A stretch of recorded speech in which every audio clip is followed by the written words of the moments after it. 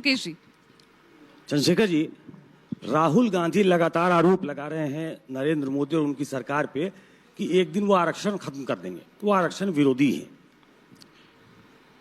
क्या आपको भी लगता है कि आरक्षण पे खतरा है, जबकि नरेंद्र मोदी से लेकर अब तो मोहन भागवत भी ये क्लैरिफाई कर चुके कि आरक्षण खत्म नहीं होगा?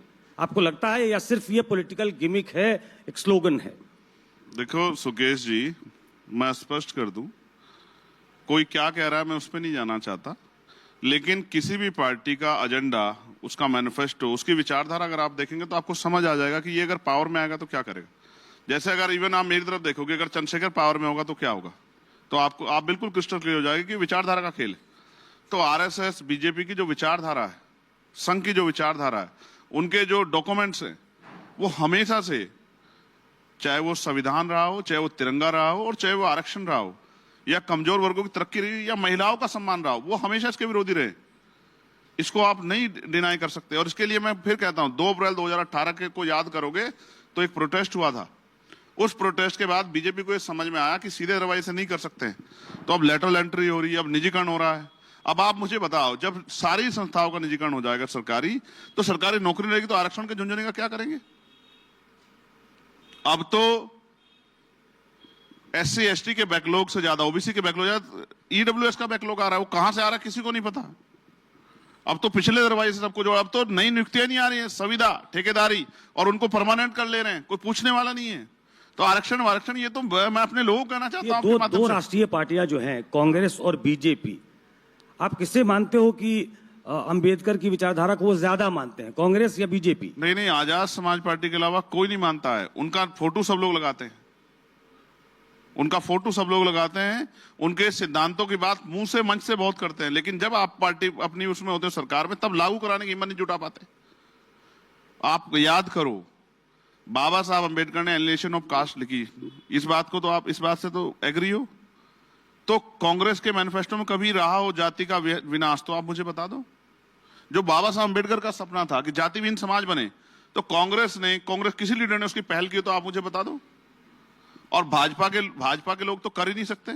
अगर आरएसएस भाजपा के लोग, जैसे एक विषय आया था, तो मुझसे मीडिया में किसने पूछा, मैंने कहा कि मैं जिससे उम्मीद ही नहीं करता कि वो बाबा साहब अम्बेडकर सम्मान करेगा, मैं इस पर क्या बुरा मानूं। चलिए, कांग्रेस बीजेपी को छोड़ दीजिए, अखिलेश यादव जी के बारे में क्या राय है आपकी? आप महापुरुषों के नाम पे जितने जिले बने थे, सबका नाम बदल दिया, और सहारनपुर में तो झगड़ा करा दिया एक, कि मान्यवर काशीराम साहब के नाम पे जो बना था, जो एक मेडिकल कॉलेज बना, उसका नाम बदल दिया। एक इस्लामिक स्कॉलर है, उनके नाम पे रख दिया कि एक झगड़ा हो जाए। और बहुत सब कुछ है जो नहीं कहना चाहता, वरना फिर बाद में ये चर्चा होगी कि आज चंद्रशेखर ने अखिलेश यादव पे हमला कर दिया। आपके तो अच्छे संबंध थे। डिमोशन, आप देखो जो डिमोशन हुआ है सुकेश भाई, 2012 में जो डिमोशन हुए सरकारी कर्मचारियों के, वो अखिलेश साहब की मेहरबानी से हुए, इन्होंने किए। एक सीईओ को SI बना दिया, एक एक्शन को जेई बना दिया, ये सब अखिलेश जी के समय काल में हुआ। और जितने खून के आंसू कर्मचारियों ने इनके सरकार में रोए, कभी नहीं रोए, लेकिन फिर भी हमारे लोगों ने इनको गले लगाया कि चलो भाई इनसे गलती से हो सकता है, लेकिन मुझे नहीं लगता कि कोई बहुत गुंजाइश है, मुझे नहीं लगता है।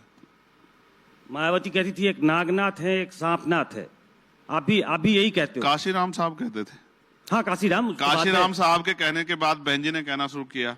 और मैं फिर कह रहा हूं, अब हम उनसे नहीं लड़ रहे, अब हम अपने लोगों से लड़ रहे हैं कि हमें पावर चाहिए, क्योंकि जो हम करना चाहते हैं, जैसे मुझे अगर यहाँ कुछ चेंज करना है, तो जब तक मेरे पास यहाँ पावर नहीं, मैं कैसे कर दूंगा?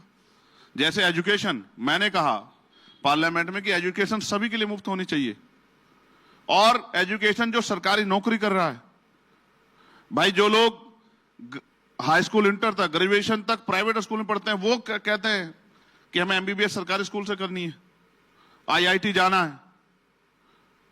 मैं आपको इसलिए बात कह रहा हूं कि जब तक सरकारी कर्मचारी से लेके और सरकारी स्कूल में पढ़ने वाला बच्चा, सरकारी अधिकारी, कर्मचारी और नेताओं का, चाहे वो किसी पोस्ट पे हो, और आम किसान का बच्चा सरकारी स्कूल में नहीं पढ़ेगा, तब तक कोई बहुत बदलाव नहीं हो सकता। क्योंकि आज प्राइवेट सेक्टर इतना बड़ा खड़ा हो गया है कि वहां से गरीबों का बच्चा मुकाबला नहीं कर सकता है। 5,000 रुपए फीस देने की हिम्मत हर परिवार में नहीं है एक बच्चे की। और ऐसे ही अगर आप मेडिकल क्षेत्र में बदलाव चाहते हैं, तो आपको यहां भी करना पड़ेगा कि सारे नेताओं का इलाज, अब एम्स में सबसे अच्छा इलाज है या नहीं, आप बताओ? तो एम्स में अच्छा इलाज इसलिए क्योंकि नेताओं का इलाज वहां होता है, नेताओं की एंट्री में। आज मैं मेंबर ऑफ पार्लियामेंट जाऊंगा, मेरी एंट्री हो जाएगी, लेकिन क्या आम आदमी घुस सकता है उसमें? मैं अपने फादर को नहीं भर्ती करा पाया था, मुझे आज भी टीस इस बात की, पावर स्ट्रक्चर है वहां।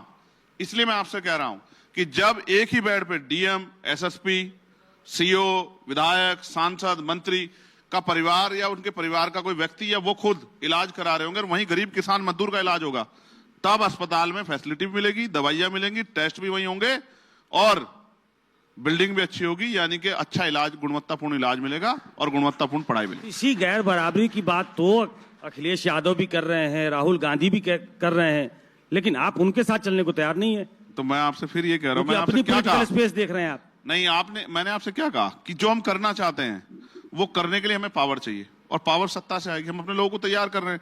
अब आप ये कह रहे हैं उनके पास तो सत्ता रही है, उन्होंने जितना किया आप देख लो, उनके पास सत्ता रही है, 0 फीस पे एडमिशन होते बंद करा दिए, ठेकेदारी में आरक्षण था 2012 में, सब हटा दिया उन्होंने, जिनकी बात आप उत्तर प्रदेश में कर रहे हैं। और मैं फिर कह रहा हूं, कांग्रेस लंबे समय सत्ता में रही है तो कितना बदलाव किया आप देख लो इन विषयों पे। आज भी 80 महिलाओं के साथ एक दिन में रेप जैसी घटना, हत्या जैसी घटना होती है। ये सरकार को इस पर खुश होना चाहिए, स्टेट गवर्नमेंट को इस पर खुश होना चाहिए। मैं आपको ईमानदारी से बताना चाहता हूं, आप भी अपनी बेटी को, अपनी पत्नी को रात को 11 बजे नहीं निकाल सकते दिल्ली और इसमें मेट्रो सिटी में भी, यहां नोएडा में भी ये हालात हैं आज। इस तरह से क्राइम जो है पैर पसार चुका और बिना सत्ता के संरक्षण के नहीं होता है। हमने तो सत्ता को खड़े देखा अपराधियों के पक्ष में, चाहे हाथरस हो या कोई और घटना हो। आज मैंने अभी एक पोस्ट की, जम्मू में हुआ, कठुआ में एक नाबालिग बच्ची के साथ, शेड्यूल कास्ट की बच्ची है, और कोई नहीं आवाज उठाएगा। आप मेरी बात पे यार, जो हमारे दर्द पे आवाज नहीं उठा सकते हो, क्या भला करेंगे हमारा? क्या हम नहीं जानते हैं? परभनी में मार दिया हमारे सोमनाथ सुरेंद्र, यात्रा कर रहे हैं हमारे लोग, 6000 लोग, महिलाएं उनमें, मंत्रालय जा रहे हैं परभनी से, और सतनामी समाज के 250 बच्चे बंद हैं छत्तीसगढ़ में, और किसको तकलीफ हुई? आप मत कहलवाओ मुझसे, मैं सबको जानता हूं कौन कितने पानी में। और मैं फिर कह रहा हूं, मीठा बोलने से आदमी मीठा नहीं हो जाता।